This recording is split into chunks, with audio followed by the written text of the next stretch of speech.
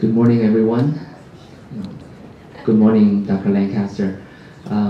Today we're very happy to have Dr. Lancaster to give this speech, this lecture, and also we're happy to co-sponsor Dr. Lancaster's lecture series with University of the West.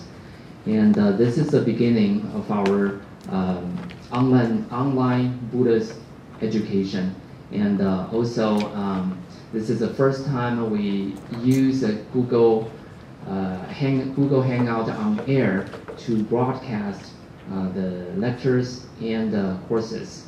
And last night we had some technical issues, and we apologize for any inconvenience it might have brought to caused to our audience. And let's welcome Dr. Lancaster.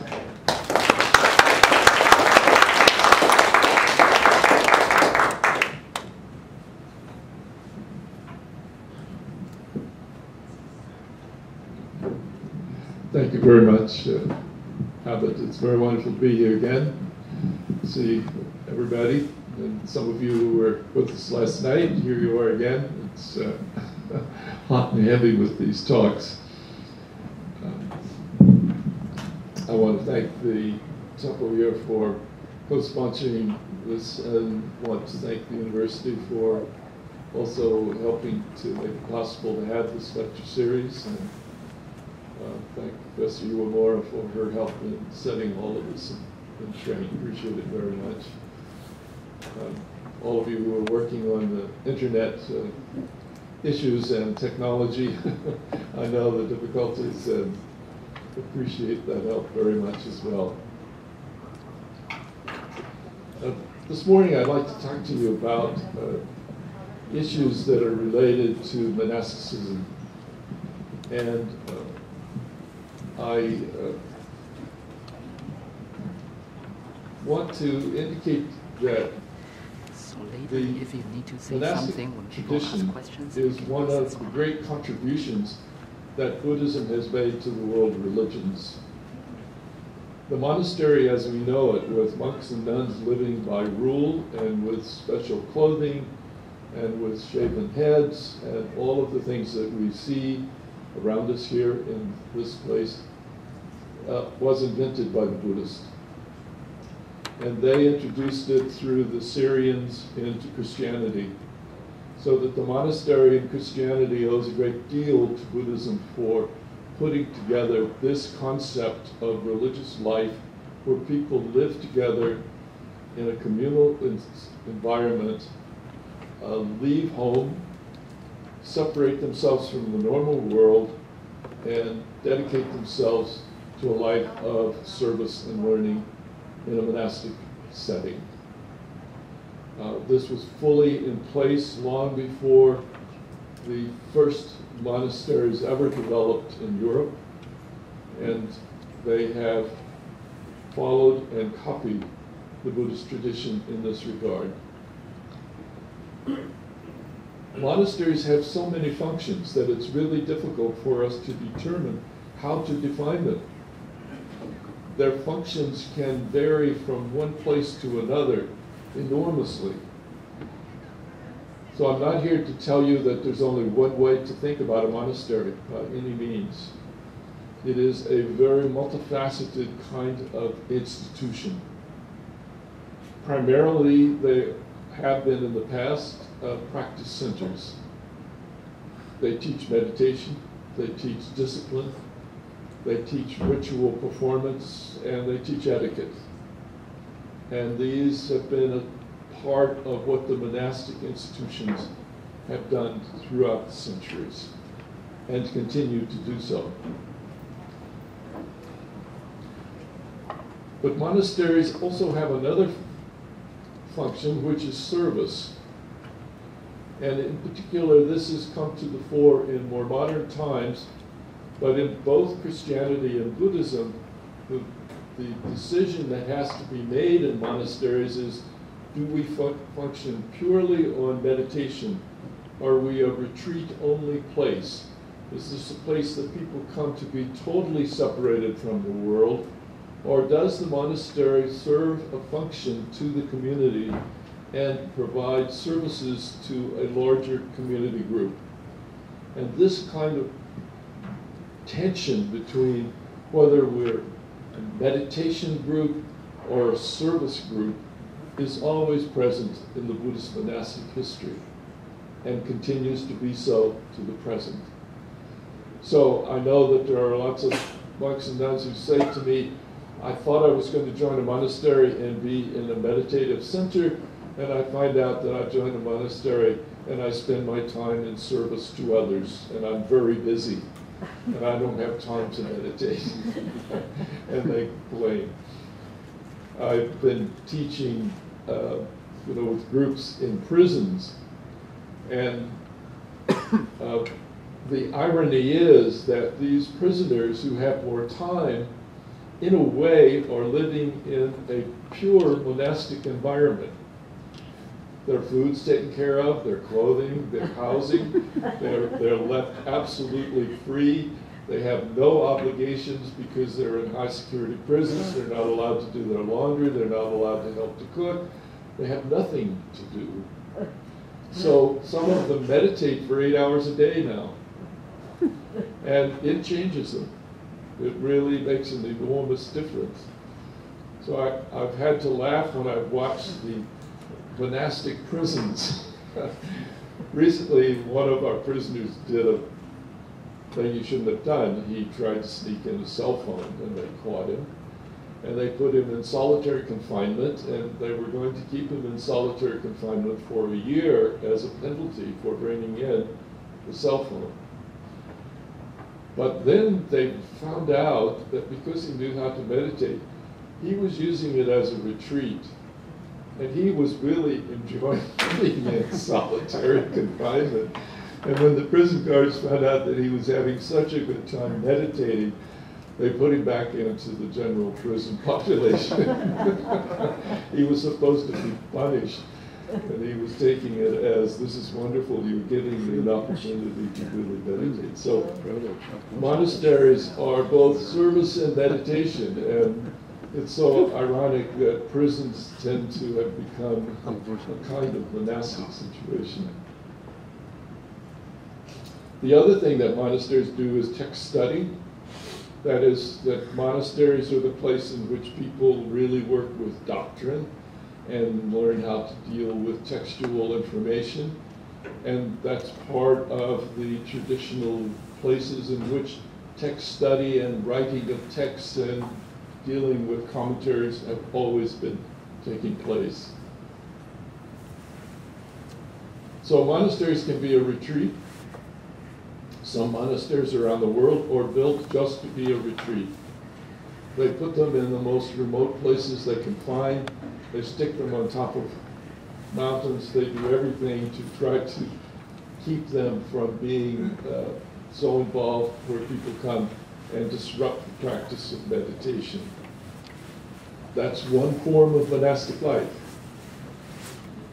In other places, the monastery serves as cultural and religious centers. So in case of this monastery in Ladakh, here in very remote places, the monastery serves as a hospital, as a school, as a banking institution, as a religious institution, so that these issues of what a monastery does shifts from one place to another. In today's world, monasteries are becoming urban centers. And that's something which is, in many cases, quite a new role for monasteries to play.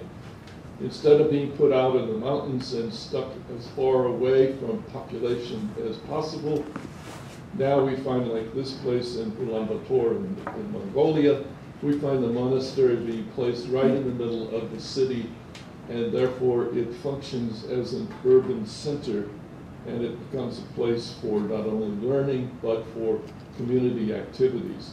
An urban monastery, by its very nature, is going to be service-oriented rather than a place of meditation and retreat. If we go to Japan, it's a totally different situation. In Japan, the monasteries are owned. They are owned by families. It's passed on through inheritance. The eldest son of the priest inherits the monastery because they have allowed priests to become married. They do not require celibacy. So as such, the monasteries in Japan play a completely different role than they do in other places. Because it is a hereditary tradition, the monasteries there are, in a sense, almost a family business. And that family business is partly religious. It is also, they play a large role in rituals, particularly funeral rituals. That's where people go for funeral ritual. So the monastery there is a service place. It is also that Japanese monasteries, particularly on the Zen side, are dedicated to very deep meditative practices and periodic deep meditative practices. But it's quite different in Japan than other places. In India, the monasteries played many different roles. But I've come to believe that there were a group of monasteries at the delta of the Ganges River and at the Bay of Bengal. And those great, I call them university monasteries, they became the equivalent of our universities. As you may know, one of the great contributions of the church in Europe was to introduce the idea of a monastic environment, and our universities grew out of that. Our universities are just a form of transformed monastic life. That is, we build a university with the idea that you take people away from their normal life for 4 years, or however long they're going to be with you. You put them into a living environment. That was the original idea of a university. You put them into that living environment which separates them. So for that 4 years, you give yourself up. We've stopped doing this because we can't afford it, but we give yourself up to study, to work within an environment where you are separated from your family, you are separated from normal work activity, and you just study. That came from monasticism. All of our university system is based in a way, our universities are just copies of Buddhist monasteries. That's what they are in a lot of ways. So when we look at the great university monasteries, all that we have left in India are the ruins. I'm going to show you some of the ruins. These were monastic institutions that had thousands of monks and nuns in each one of them. They were the place where you had such a large, crucial mass of people working that it's out of these that I believe many of the texts that we study were written and constructed, or at least put into the structure that we find them today. Nalanda was one of the most famous of these. Nalanda had an incredible street. This is the remains of the stupa built to the disciple Shariputra, who was supposed to be the foremost of those who had wisdom. But they had a street, and on that street they had colleges. And if you walked along, you could have your choice of which school of Buddhism do you want to study. It must have been incredible. I think I'll go to the Madhyamika school today. Or I'll go across the street and study Yogacara. Or I'll go up the street and study Sarvastivada. These are all Buddhist schools of the time. And these schools were all represented by people where you could go and live in an environment and completely immerse yourself in their textual tradition. But not only did you immerse yourself in the textual tradition, but I believe that these places, large as they were, huge in scope, they were so large and so important that they were producing the textual literature which we still use today. I'm convinced that much of this grew out of places like this, that you couldn't have very detailed philosophical text in being just constructed by somebody out in the forest. They could do some of it, but eventually you had to have a crucial mass of people who got together, and out of that community they began to produce the literature which we still read today. It's much like universities, colleges. We have a critical mass, and you can't have a critical mass for everything, no matter how big you are. I, of course, taught at Berkeley for many years, and as important as that university is, we didn't have a critical mass in everything. So often you'd have to say to a student, if you really want to do this, you're going to have to go. Sometimes we had to gulp and swallow hard and say, maybe you should go to Stanford. We didn't like to say that too often, but it was true. Stanford had a critical mass, particularly in certain parts of technology, which Berkeley couldn't have. Berkeley has many places where it has a crucial mass. So we are seeing how these great monasteries that the Buddhists had, they were the ones that could do certain things because they had that size. And they're still being uncovered, discovered, and more recently they've discovered once again a whole new, large, huge monastic complex in that area that we'd never known before. And you give the name for the little village that's next to it, we don't know even what it was called. But suddenly the archaeologists have discovered a complex that covers acres that was huge, that had hundreds, maybe even thousands of monks who, and we don't know about nuns, who were there to study, to produce the texts and the efforts of the growth of Buddhism. In other cases, the Buddhist monasteries are kind of regional centers. This is particularly true in China. Lebrang Monastery, for example, is way out there in West China. It's on the edge of the Qinghai Plateau. It serves the people who are the nomadic herds pastoral group on the Qinghai Plateau. It's so amazing because you travel through this wide open country with nothing around it, and then suddenly you come upon this monastery. They had up to 10,000 monks at a time living in that regional center. They weren't all full-time monks, but the nomadic people would bring their children there from across hundreds of miles of the grasslands that are in the Qinghai Plateau. They bring them there to go to school. They would leave them. Once they got a little schooling, then they left, or wherever they wanted to go for their life. This is where they got their religious training and teachings. Lebrang was closed during the Cultural Revolution, but it has revived. It's right back to where it was. There are now already hundreds of monks who are living there. Thousands of people go there for the festivals, for the traditional dances of Buddhism that you can see. And their life is they live in tents, they follow their flocks.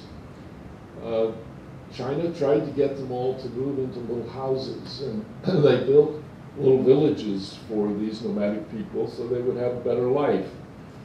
But of course for them, building a house and telling you got to live in this house, and you've got 500 sheep and 200 yaks and 100 goats that have got to have grass, they're very soon going to eat all the grass around your house, and what are you going to do? you got to move with the animals. You must. So their tents for them are a way of life which is essential. The minute the Cultural Revolution was over, they moved out of those houses entirely, went back to their tents. Nobody lives in the houses. They're all derelict and falling to the ground. The tents that they have, the life that they lead, is something which is very hard for me to understand. It is so different than my own life.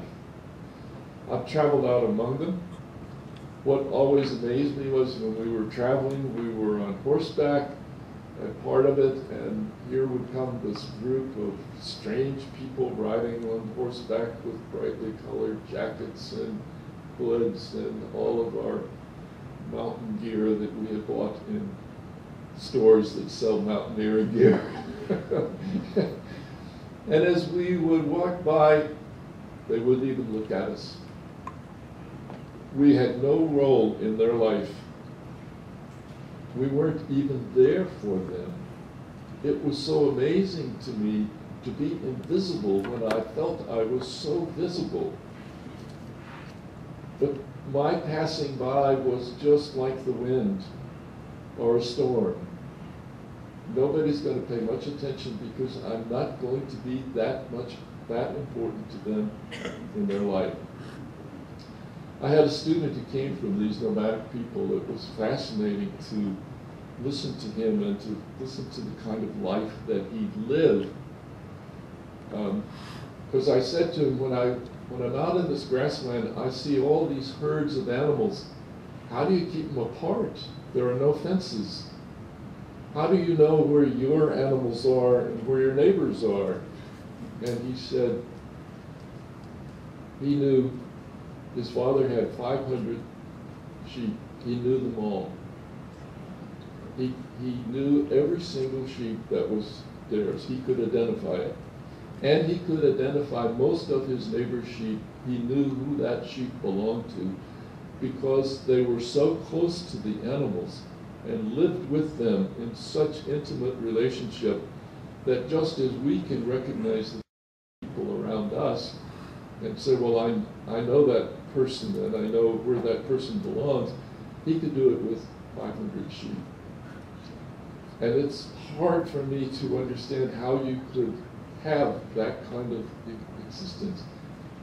And he said they had categories for the sheep. And one was lawyers. They had sheep lawyers.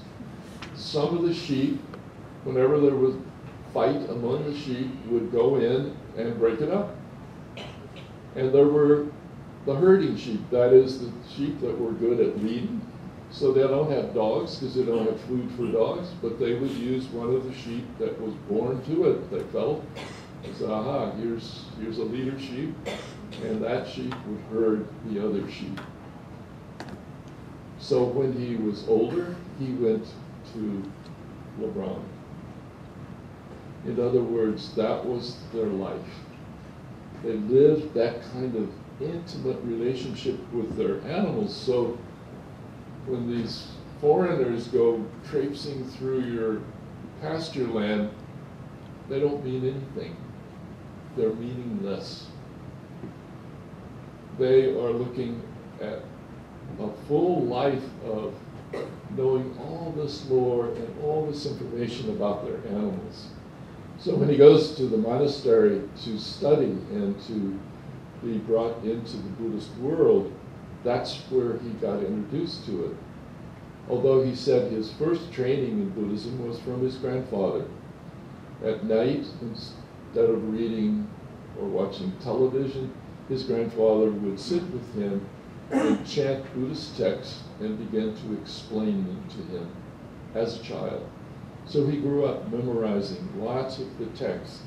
Then when he went to LeBron to study, he already had a background. He had the essential training. So regional centers, these monasteries like this for regional centers, were huge. Now in Korea, the situation with monasteries is quite different. I first went to Korea in 1970, I believe it was. And at that time, I was on a research trip to Japan, and I'd read 3 books on Korean Buddhism. That's all we had in the Berkeley Library at that time on Korean Buddhism. 3 books. 2 written by returned Christian missionaries, and 1 written by a Japanese colonial official. That was it. According to those books, Buddhism in Korea was over and done with. It was a dead issue. Had completely lost its place in the world. So I, like we all do, I read in the book, so it must be true, right? So I lived by what I read in the book. But I thought, well, when I was in Japan, I might as well go over to Korea and look at the corpse. So I went over to Korea and went to monasteries like this and got the shock of my life that this was by no means a dead tradition. This was a very incredibly lively monastic institution which was still functioning at a very high level. And I realized at that moment that in my field of Buddhist studies, we were very remiss in not teaching and working with Korean Buddhism.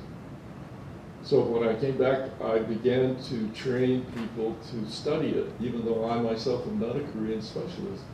But I've had some students who became Korean specialists and who today are writing new books and opening up the whole field of Korean Buddhism.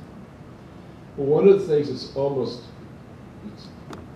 it's kind of funny when you go into a Korean monastery where they're training people, the training monasteries, where they ordain and train, is that the monastery is split into 2 divisions. You make a choice. Do you want to study texts? You go over there. You want to meditate? You go over here.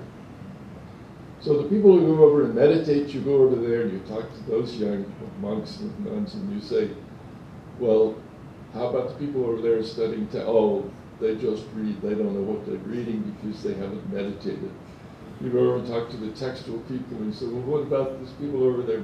Yeah, they're like vegetables. They sit there all day long and they know nothing. So within the monastery itself, they have allowed this tension between monasteries where you meditate and monasteries where you study. It's there. You get to choose. You can choose. And people usually find themselves going from one to the other. They eventually realize that it's been set up so you can have both experiences, and neither one needs to be excluded from your experience. But for a while they have fun with the competition between the 2 sides. Well, next I want to talk about the future of monasteries, and in order to do that, as you know, to make a prediction about the future is very difficult, in fact impossible. However, I do believe that there is a way for us to have some ideas about what's coming at us, and it's what I call megatrends. Megatrends that are so huge that there's no way to avoid the impact from them. It's a little bit like you watching a tsunami. And if a tsunami is heading towards you, the energy and the power behind that is mega, and there's almost no way that you can avoid the impact it's going to have on you. The impact that's going to have on us is population. One thing we can do is to study population. We can study how many people we have. We can study how many we have at certain ages. These mega trends, once they start in terms of population, there's no way to change it. That is, if you only have 2 people born today in the world, 20 years from now, people at that age level, there will only be at most 2. In other words, birth and population becomes a mega trend, and it's inevitable in a sense that it's going to overwhelm us. So I start looking at these mega trends to try to understand what's coming at us in the future. First of all, the world's population density. The Buddhist groups are found in an area that has very high population density, as you can see here from East Asia, Southeast Asia. Today, India is the most populous nation in the world, and China is now the second. India has bypassed China and has become the most populous nation in the world. But so population density means that the Buddhists have been able to respond to the loosening of suppression and control and grow quite rapidly. We talked about this last night. As we can see in terms of the projections for the age of people in the future, we see, however, that the Buddhist areas are going to decline in terms of the population density. The future of population density is not uniform worldwide. The world is going to grow, population is going to grow significantly, but it is mainly sub-Saharan Africa and parts of South America. In other words, it's uneven. And as we're going to see, one of the great differences is that parts of the world are losing population and will continue to do so. The birth rates in Europe are very low, so that Europeans are dropping in population. In Russia, the birth rate is very low. Russian population is dropping. Japan is losing its population. And in the US, we would be, in many ways, beginning to lose our population because of demographics, was it not for immigration. As unpleasant as that is for some people to face, without immigration, this country would already be an aging population like the Japanese. And the only thing that keeps us from being an aged population is the young people who come to us through immigration. So the Buddhist revival has come, and it's come in its Asian homeland, and because of the population density, the growth of Buddhism in terms of sheer numbers has been spectacular in the last few decades. But we look at Japan. What is its future in terms of how it will face Buddhism? The Japanese population is going to decline. By some estimates, by the end of this century, there will be 60 million fewer Japanese than there are today. That's enormous. Russia, for example, is set to decline in its population so that by the end of the century, unless something changes, its population will be less than Yemen. They will have 1/16 of the Earth's surface, and they will only have about 250 million people to rule that. They obviously won't do it, probably. They're going to lose part of that land if they have no population. When you look at the thing, you can see that for Japan, the birth rate has declined at the bottom. So you look at this little vase-like structure. If you watch your age getting hot, going up the vase, then you've got all these old people at the top. And who's going to take care of them? You know, I'm part of the problem. I'm sitting here talking about this. I'm part of the problem. I'm part of this aged population. Who's going to take care of me, and who's going to care for me, and who's going to feed me, and make sure I get my check in the mail, and all those things. Thank you all very much. I appreciate it. But the pressures on the younger generation in the future is going to be greater and greater as the population density of the earlier generation becomes top-heavy, and you have the base has very little on the bottom. It's going to be extremely difficult.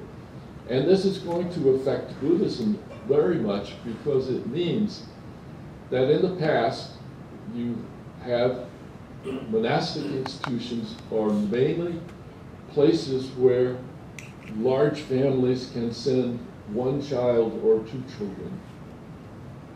When you have single children families, the monastery is going to be faced with a real crisis. The chances that the family is going to really allow that one child to become a celibate monk and nun is much smaller than it is if you've got 6 children and you let one go. Same is true for the Catholic Church. They're not having priests. It's not so much because Catholicism is failing.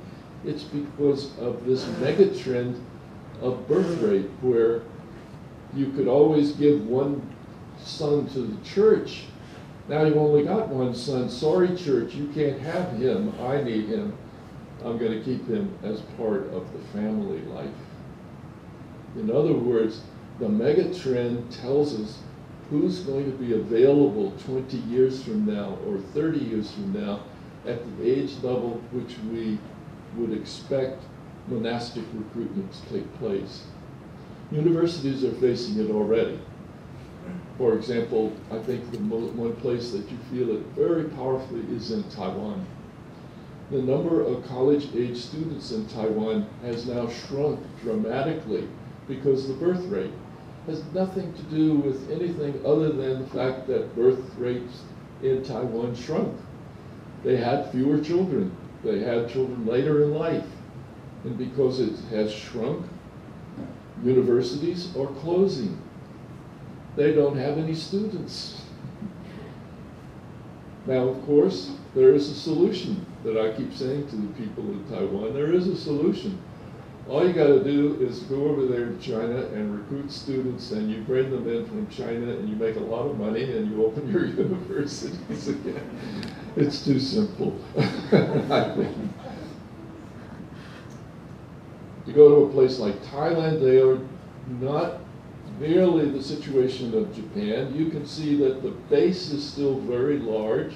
However, look at the birth rate per woman. 1970, a woman had an average of 6 children, now 1.6.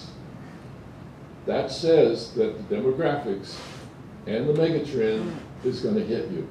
It's going to come. And it's going to come in terms of aging population, in terms of who's going to take care of the aging population, and monastics are going to face the same issue. South Korea has developed a very serious situation. Their birth rates have not declined as fiercely as other places. However, because of the ability to determine the gender of fetuses, Korean women chose to have abortion for female fetuses because they wanted sons. Sons and the preference for boy birth became so powerful in practice in Korea that for a period of time there were 7 male births to every 4 female births. The government realized that the megatrend of what that was creating was going to destroy the Korean culture. You can't do that. Who are these boys going to marry? Who are going to be their wives? So they made it, it's a jail offense for a doctor to tell a woman what the gender of her child is going to be, because they simply had to stop this to the degree that they could. They had to reverse the trend. So what it's meant is that the men who go to the city are the ones that get the women. And the farmers, the women say, hey, I can go to the city and marry a rich young man who's got a good job. I'm not going to go out here and be a poor person working in the fields. So they have had to turn to the Philippines, to Vietnam, and bring in women in order to make up this difference. But in doing that, of course, it's very disruptive to their cultural patterns. It's very hard on those poor women. They don't speak the language. They are treated very poorly often. It's sad. And the same thing to some degree has happened in Taiwan. it is an issue which is fierce when you start playing around with the demographics. And you start playing around with gender demographics. Nature had pretty much got it settled. That is, yeah, you can have a few more male births than female births naturally. That's because males are weaker and they're going to die off. So yeah, we'll give you a few more males, but we certainly try to keep it even. That's nature's way. It works perfectly. So when we go in and we start playing with what is natural in gender and demographics, beware, it's going to cause horrendous problems. I have two beautiful granddaughters, and when I go to Korea, I get so upset when some Korean will just practically come into tears because I don't have a grandson. And I say to them, I wouldn't trade any of my granddaughters for any boy that you could put in front of me. They're wonderful. And if you think that your son is going to take care of you in the future, you better think again, because what's happening all over Korea is it's the daughters who really take care of the parents these days, because no son is going to make his new wife decide that they're going to take care of the parents. Young women say to the young men, don't think for a minute I'm going to follow that pattern. We're not going to have your parents move into us with us and I'm going to spend the rest of my life taking care of them. I'm not going to do it. So if you want to get married, you got to make this decision. We're not going to follow that pattern. So it falls to the daughters. Vietnam is a young country. You go to Vietnam and you feel that everybody you see is young. It's quite nice. Very, very powerful feeling. Lots of energy because it's so young. But they've already beginning to see that their pattern of birth is shrinking also. In other words, these young people that you see, the question is, are they going to have the children and the grandchildren and the great-grandchildren that will equal them in number? And the answer is probably not.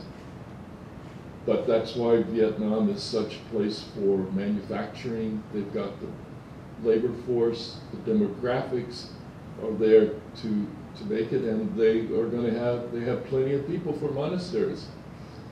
So there's a school now, and a couple of our students from U.S. have formed in Taipei for monks and nuns from Vietnam are brought there to train them in the Chinese Buddhist tradition so they can become monks and nuns in Taiwan.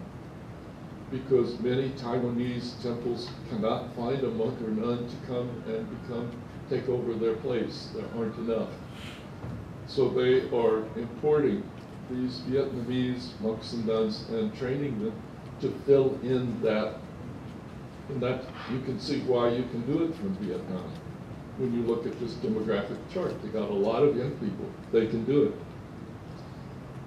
Sri Lanka is not in serious trouble with regard to having plenty of young people. They're still a young nation. That also brings its problems. How do you handle this increase in population? What is it? What are the pressures it's going to put on your infrastructure? India is absolutely unique in this regard. Their population and the curve is increasing. When you look at this almost perfect increase, no other place on earth is really as just demonstrating a demographic comparable to this.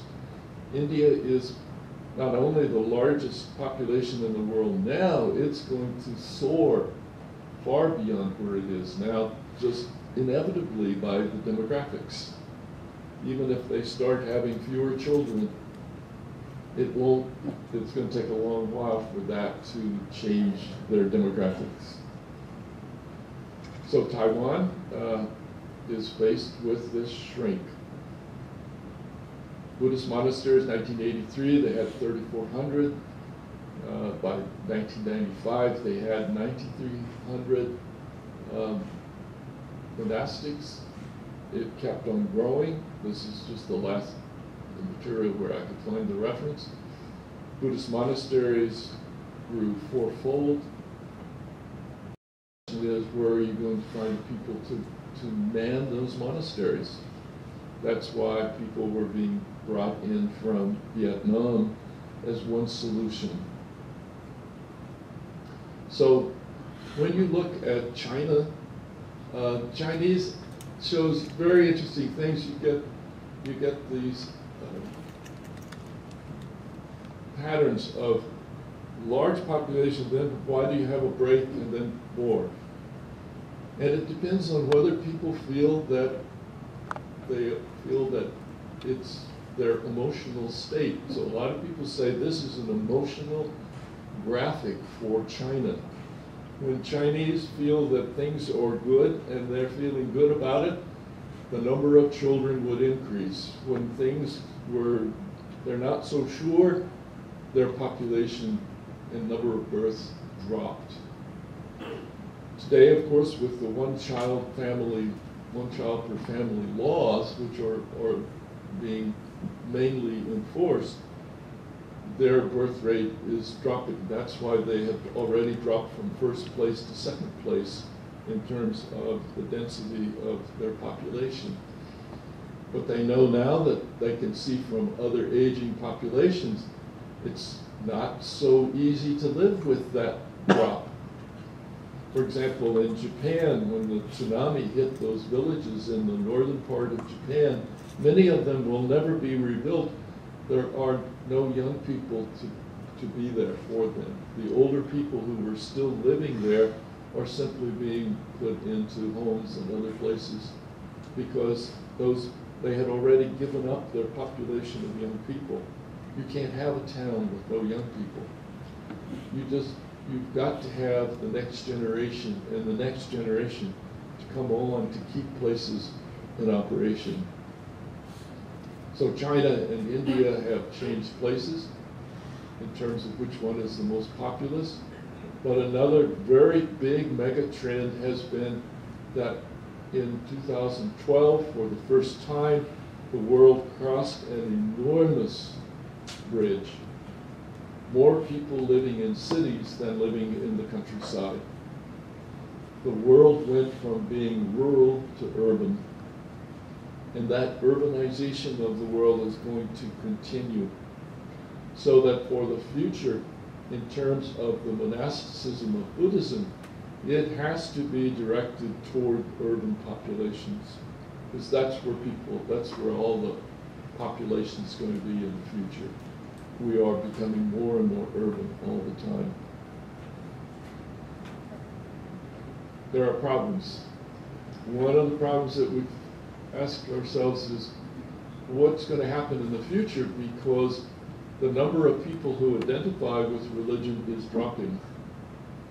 Religiosity, if you want to call it that, according to the ways in which they judge these things in the United States, is dropping. Fewer and fewer people are identifying themselves as being religious or as belonging to a religious group. And in the affiliations in Great Britain, you can see that for many of the people who would normally have remained with Christianity, that's dropping dramatically. Same thing in France. Numbers of people in the world who say they are religious is dropping all the time. So we're having a secularization of society. So that asks the question, what will a monastic life be like when we have a secularization of society where people say, I'm not anything? This is a map of the United States. The question that was asked from the census is, what is the second largest religion in the state after Christianity? Christianity is the largest religion in every state. The second largest religion in the western part of the United States is Buddhism. in all of those states. That is the second largest religion after Christianity, with all the Christian groups.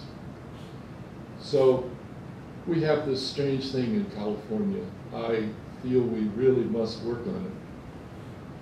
Buddhism is not a recognized religion by the state of California. Can you believe that? You cannot have a Buddhist chaplain in California state prisons because it is not one of the 4 recognized religions. It is not Christian, Islam, Judaism, or Native American. It's not a religion. And yet, it's the second religion in California after Christianity.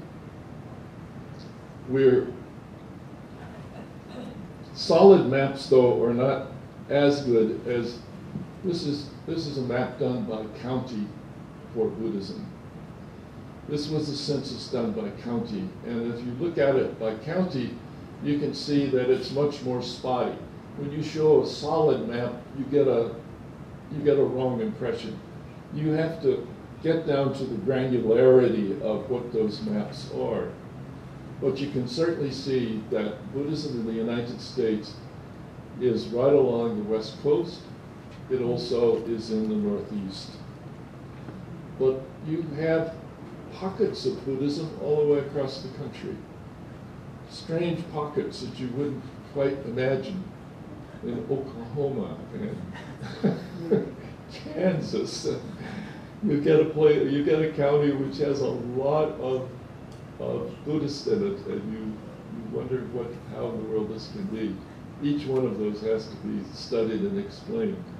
So, how are we going to cover the United States? Monasticism. You can't have a monastic situation which is all across a country this vast with those few Buddhist places. So then, what do you do for all the people who are living in places where there's nothing for them for Buddhism? There's no local place for them to go. There's no local monastery. It's not going to happen. They're just not going to be there because it's so vast an area to cover, and the number of people it would take is going to be too large. That's why what we're doing this morning, what we're having here is being broadcast to sites all across the country. Online right now, everything you're seeing is being seen by Buddhist groups that are meeting from New York to Florida, Canada. They're all online this morning with us. I know that online is not the best. I know that it has its problems. But it does seem to me that the technology will have to be put in place if the Buddhist monastics can't be everywhere in the country. Then they need to set up ways in which at least there is a possibility for somebody in an isolated region of the country who wants it to be able to have some way to get Buddhist education and Buddhist teaching. And that's one way that it can be done. So what does future monastery look like in the United States and North America? Like nothing that we've ever seen before in terms of monasteries. And this is Canada, out in the forests of Canada, a retreat. This one is in England. What are these monasteries going to be like? Well, first of all, they are going to be part-time. That is, these are not being built with the ability to have a large number of full-time monks and nuns in them, living there and being totally supported in that environment, as it is in the homeland of Buddhism. It just can't be. We don't have the resources for that to happen in very many places. So what happens, these become part-time monastic places. Individuals and lay people come to them for retreats. They come there as we have here with Bo Guanshan. You have the program where people can come and have how long is your monastic training for people who want to come in? The months to a month or some weeks. People who come from their jobs, who live just for that period of time, and then they have to go back into their workaday world. Those kinds of monastic institutions are going to be the shift that will, I think, occur. In other words, as Buddhism around the world has to face up to the fact that, number one, there are just not enough young people to run huge, full-time monastic institutions anymore. Some places it will continue for a long time. No question, they've got the population, they can do it. It will happen. But in other places, it's going to be very difficult to maintain that kind of tradition.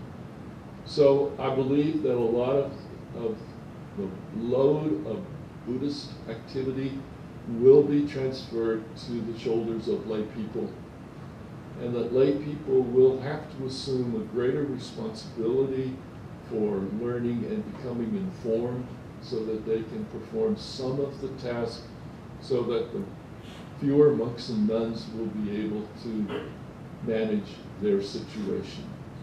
There are many things that people can do that don't require the higher training. And so I am very happy to see this kind of coursework being done and lectures being given to lay people in Buddhism across the country to help prepare them so that they themselves can become informed Buddhists, I call them. And informed Buddhists have a role to play in this new world of monasticism, which is part-time, which is secular, perhaps, more secular, that people who will commit themselves to certain things but not to other things. So when I look at what's happening with Buddhism, I really see the megatrends are huge. They're coming at us. Those megatrends are going to put pressure on the way in which we have done things in the past. We will have to figure out how to be really skillful to deal with the fact that we are going to have a lot of people like me and fewer people like you. When I go to Japan, I feel very much at home. Everybody's got gray hair. I don't see a young person on the street. I'm looking. When you see an aged population, you can feel it. You go from Tokyo to Hanoi, and you see the great difference of what demographics means from a city of very sedate older people walking around to a city filled with motorbikes and everybody racing around with their young energy. That's the world in which we live. It's going to be a challenging time for the world. Unfortunately, the larger population of the future births in our world will be born to places that have the fewest resources to handle them. The largest part of the population growth in sub-Saharan Africa and South America are the places least set up to handle this kind of growth. The infrastructure is not going to be there. They're going to have a tough time, no question about it. And the rest of the world is going to be called into play to how do we handle that kind of disparity between growth in Europe and North America and growth in those places. The Buddhist monastery is a wonderful institution. It has accomplished and given so much to the world. It has taught us that there is a real place for asking people to step out of normal life into a retreat environment, to give themselves the opportunity to study or to meditate or to think or to just be, that removes them from some of the pressures of normal life and everything that keeps us so distracted. Monasteries have really helped as we have learned so much from the texts which these large monasteries produced for us. The insights that came out of this, we live with those and will continue to do so. But I think that the challenge for the monastery is very great for the future.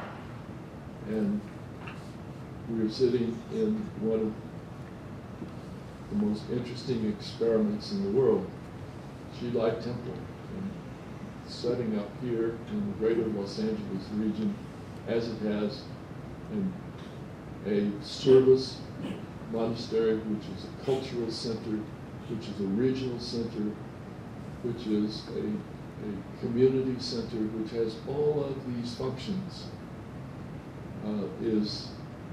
has certainly shown that it was needed. It has been a great need. The needs will grow, they'll change, and this place will be, as all of us will be, challenged to decide how to meet and adapt as those new changes come. I hope and I believe they can do it. Thank you very much.